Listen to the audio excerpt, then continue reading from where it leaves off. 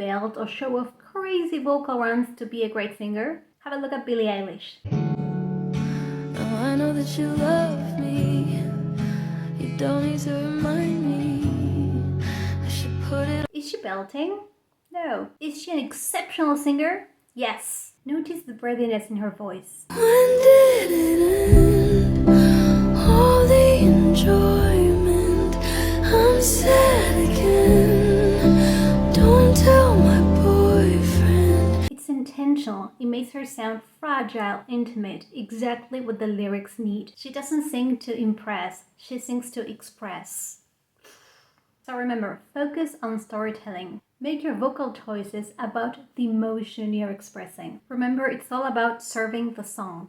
When you're singing to feel more expressive, my one-on-one lessons can help you with that. Just DM me.